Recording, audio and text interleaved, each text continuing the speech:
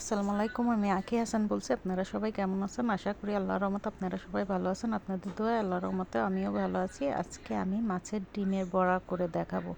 এই বড়া করতে কি কি লাগে আমি তাই দেখাই দিচ্ছি। এখানে মাছের ডিমটা আমি ভালো করে পরিষ্কার করে ছাড়াই নিছি। মাছের উপরে ডিমের একটা আবরণ থাকে, সেটা ছাড়াই নিছি। এখানে সামান্য আদা বাটা, রসুন বাটা, জিরা গুঁড়ি, ধইনার গুঁড়ি, মরিচ গুঁড়া, হলুদ গুঁড়া, স্বাদ মতন লবণ, ধনে পাতা, পেঁয়াজ কুচি আর হলো সামান্য আদা বাটা দিছি।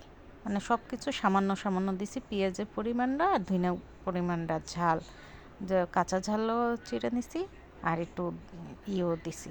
সব মিলাই আমি ভালো করে হাত দিয়ে মাখাই নেব। ভালো করে হাত দিয়ে মাখাই নেব, নিয়ে আমি বড়াটা তৈরি করব। যারা ডিম খায় না, মাছের ডিম পছন্দ করে না, এইভাবে তারা ট্রাই করে দেখতে পারেন, অনেক সুস্বাদু হয়। আমি কড়াইটা গরম করে আমি এখানে তেল ঢেলে নেব। এখানে বেশি তেল লাগবে না, সামান্য তেল লাগবে। আমি একটা চামচ দিয়ে, কারণ মাছের ডিমটা অনেক পানি পানি, তো হাত দিয়ে দিতে গেলে অতটা সুন্দর হয় না।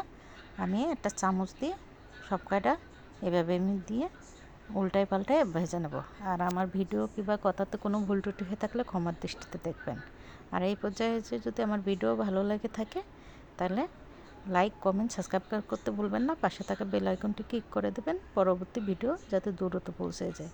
দেখেন, আলতো হাতে প্রথমেই করতে হবে। এটা কিন্তু অনেকে ভাববে হয়তো ভেঙে যাবে, কিন্তু ভাঙবে না। এটা আস্তে করে উল্টায় পাল্টায় নিলে পর একদম শক্ত হয়ে যাবে, মুসমুস করবে। প্রথমে একটু আলতো হাতে করে নিতে হবে। এরপরে আপনি যেভাবে খুশি সেইভাবে নাড়াচাড়া করে নিতে পারেন। এইভাবে আমি ভেজে নেব।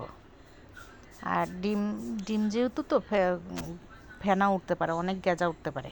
এ দেখেন আমি ভেজে নিছি, বাকিগুলো একইভাবে ভেজে নেব। জি, এভাবে দেখেন আমার ভাজা হয়ে গেছে। আর এটা ভেঙে দেখাচ্ছি কত সুন্দর হয়েছে ভিতরটা। দেখেন, এই যে এটাতে আপনারা শুধুও খেতে পারেন কিংবা গরম ভাত দিয়েও খেতে পারেন, মজা লাগবে। ভালো থাকবেন। আল্লাহ হাফেজ।